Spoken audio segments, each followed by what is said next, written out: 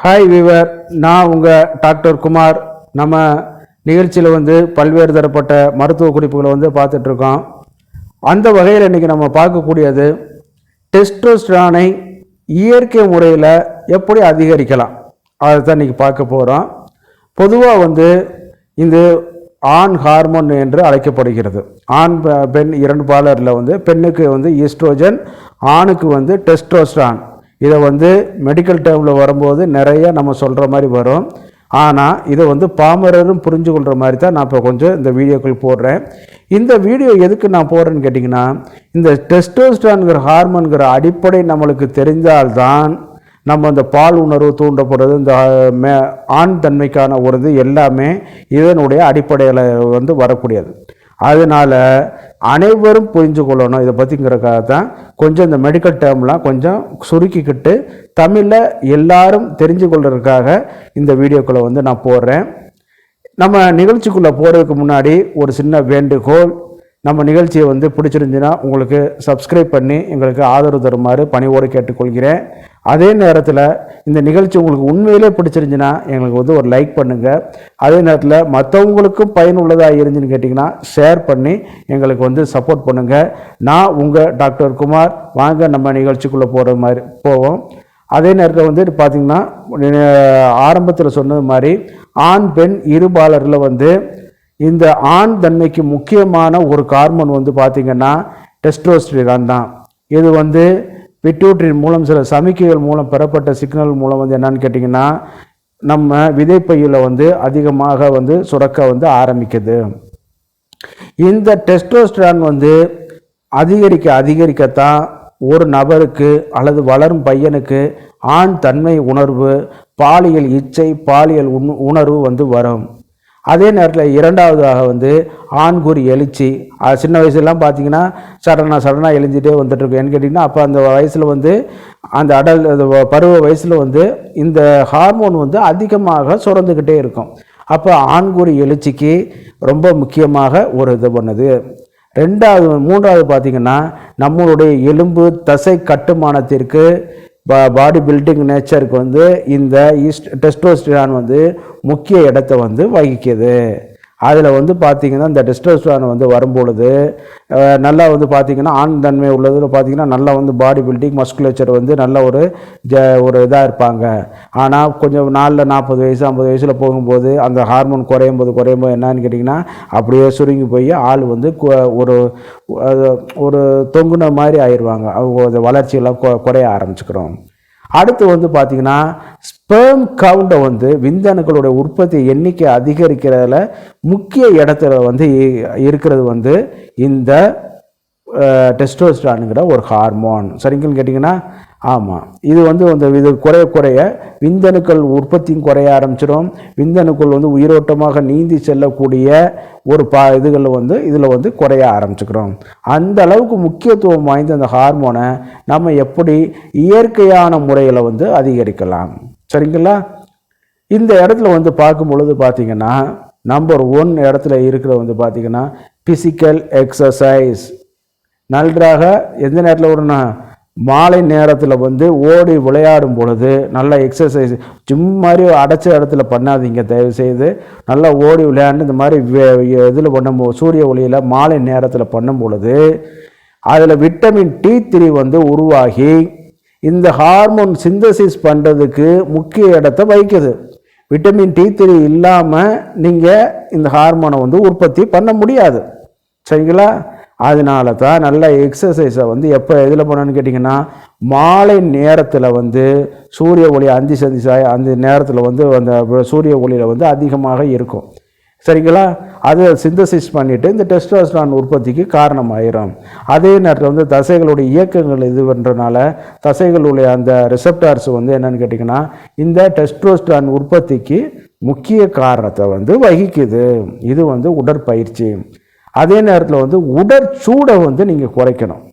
உடற்சூடை வந்து குறைக்கும் பொழுது பார்த்திங்கன்னா பொதுவாக வந்து ஏங்க அந்த காலத்துலலாம் ஆண்களை வந்து இந்த மாதிரியான ஹீட்டான வேலைகளில் வந்து இது பண்ண விட மாட்டாங்க. கூட்டு பெருக்கிற ஏன்னு கேட்டிங்கன்னா, இப்போ கூட்டி பெருக்கும்போது பெண்களுக்கு வந்து அடிவயிறு வந்து சுருங்கி விரிகிறதுனால என்னன்னு கேட்டிங்கன்னா கர்ப்பப்பை வலுவரும். அது அந்த மாதிரியான ஒரு சூழ்நிலையில் இருக்கும் பொழுது என்னன்னு கேட்டிங்கன்னா, இந்த வெயிலில் நின்று வேலை செய்கிறது, வெயிலே அதாவது வெப்பத்திலே நின்று இது பண்ணுறதுனால உடல் சூடு அதிகமாகிறதுனால இந்த ஹார்மோன் வந்து குறைய ஆரம்பிக்கும். அப்போ இதுக்கு என்ன சார் தீர்வு அப்படின்னு கேட்டிங்கன்னா, எண்டு பகுதியில் நான் சொல்கிறேன். சரிங்களா? அது வரைக்கும் இது பண்ணிகிட்டே இருங்க. சரிங்களா? இப்போ உடற்சூடும் ஒரு வகையான ஒரு இது, அதை குறைக்கணும்.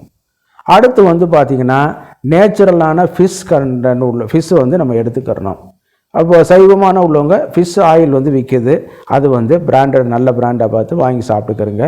அதில் வந்து பார்த்திங்கன்னா ஃபேட்டி இது டைஹைச்சின்னு சொல்லுவாங்க, அந்த மாதிரி துண்டு போட்ட மீன்களில் தான் அந்த இது அதிகமாக இருக்கும். அதை நீங்கள் வந்து வாங்கி சாப்பிட்டுக்கலாம். அதே மாதிரி ஓடு உள்ள மீன்கள் ஷெல் ஃபிஷ்ன்னு சொல்லுவாங்க, அதில் வந்து T3 வந்து இயற்கையாகவே இருக்கிறனால வந்து அது வந்து இந்த டெஸ்டோஸ்டரான் உற்பத்திக்கு வந்து காரணம் ஆகுது. இப்போ 2 உணவுகள் சொல்லிட்டோம். அதே ஃபஸ்ட்டு வந்து எக்ஸசைஸ் சொன்னேன், அடுத்து வந்து என்ன சொன்னேன், நம்ம எண்ணெய் தேய்ச்சி குளிக்கிற பற்றி சொன்னேன், அதை உடல் சூட சொன்னேன். அதே நேரத்தில் வந்து இந்த மீன் வகைகளை பற்றி சொன்னேன். அடுத்து வந்து பார்க்கும்போது திக்கு க்ரீனாக உள்ள க்ரீன் வெஜிடபிள்ஸ். இன்றைக்கி கீரை திங்கிற பழக்கமே கிடையாது, கீரையை தூக்கி போட்டு போயிட்டே இருக்கேன். ஏதாவது ஒரு நாளைக்கு ஒரு உணவில் வந்து ஒரு கீரை, ஒரு பழம், ஒரு விதை, ஒரு பருப்பு, இது வந்து எடுத்துக்கிட்டே இருக்கணும். ஒரு முட்டை வந்து எடுத்துகிட்டே இருக்கணும்.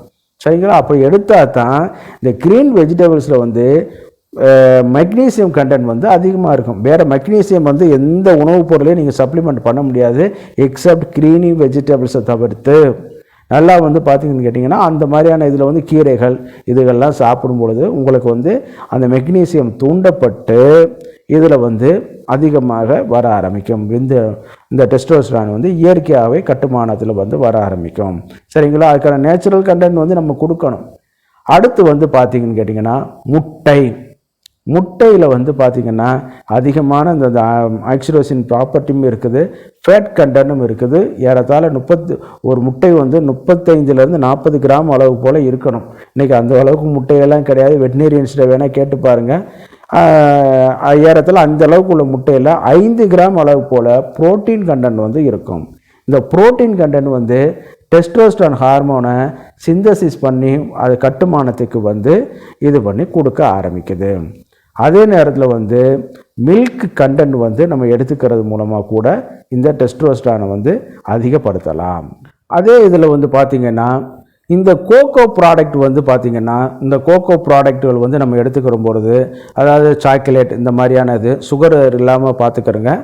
அதில் வந்து என்னென்னு கேட்டிங்கன்னா இயற்கையான அந்த கஃபின் மூலக்கூறுகள் வந்து இருக்கும் பொழுது இந்த டெஸ்டோஸ்டரானை அதிகப்படுத்துவதற்கும் வாய்ப்புகள் அதிகம்.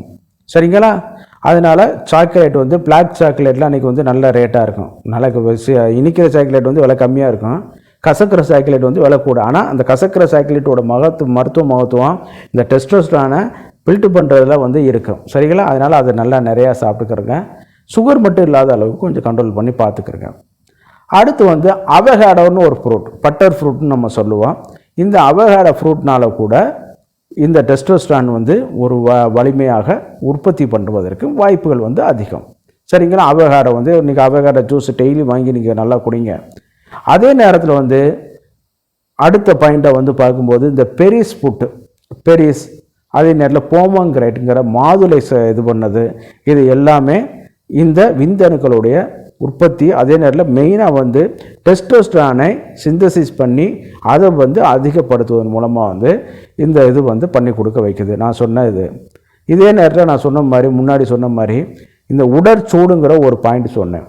இதுக்கு வந்து பார்த்திங்கன்னா வாரம் ஒரு தடவை தலைக்கு எண்ணெய் தேய்ச்சி குளிக்கணும். சரிங்களா? எண்ணெய் தேய்ச்சி குளிக்கணும். அதே நேரத்தில் வந்து அந்த எண்ணெய் சேர்ந்த ஒரு இது வந்து நம்ம உடற்சூடை குறைக்கக்கூடிய தண்ணி இதெல்லாம் நல்லா நிறையா குடிக்கணும். இன்றைக்கி எண்ணெய் தேய்ச்சி குளிக்கிறங்கிற ஒரு கலாச்சாரமே போச்சு. சரிங்களா? அது ஏதோ ஒரு மோசமான ஒரு சம்பிரதாயமாகவே நம்ம பார்த்துட்ருக்கோம்.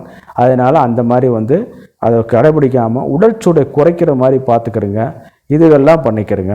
இப்போ நான் முதல்ல சொன்ன மாதிரி உடற்பயிற்சி ஒன்று, தேக பயிற்சி, அடுத்து வந்து என்ன சொன்னேன், உடற்சூடை கட்டுக்கோப்புகளை வச்சு கொள்வது, அதே மாதிரி இந்த மீன் வகை உணவுகள், கீரை, இந்த மாதிரியான இதுகள்லாம் இப்போ சாப்பிடணுங்கிறத சொன்னேன். அவகாடோ ஃப்ரூட்டு, போமங்கிரேட், பெரிஸு, இது எல்லாமே சாப்பிடுங்கிறத சொன்னேன். அதே நேரத்தில் வந்து முக்கியமான ஒரு இது என்னென்னு கேட்டிங்கன்னா, நன்றாக தூங்கி ஓய்வெடுங்கள். ஓய்வெடுத்து வேலைகளை பாருங்கள். ஏன்னு கேட்டிங்கன்னா, டிப்ரெஷன் அது மாதிரி தூக்கம் இல்லாமல் இருக்கும்போது, லாஸ் ஆஃப் இன்சோம்னியாவாக இருக்கும்போது என்ன இருக்குன்னு கேட்டிங்கன்னா, உடல் சூடு அதிகமாகி இந்த ஹார்மோன்ஸ் வந்து சிந்தசிஸ் ஆகிறது குறைஞ்சி போயிடும். சரிங்களா? அதனால தான் தூக்கத்துக்கு ஆண்மைக்கும் நிறைய இன்டர் ரிலேஷன் வந்து பல தொடர்புகள் வந்து இருக்குது. சின்ன வயசில் உள்ளதை வந்து நீங்கள் இது பண்ணிக்கிறாதீங்க. அது வந்து வேறு, நான் அப்படியே இருந்தேன், இப்போ தூங்காமல் இருப்பேன் சார் அப்படிலாம் இருப்பேன். அன்னைக்கு வந்து ஹார்மோன்ஸ் லெவல் வந்து பீக்கில் இருக்கும். இன்றைக்கி வந்து அப்படிலாம் கிடையாது.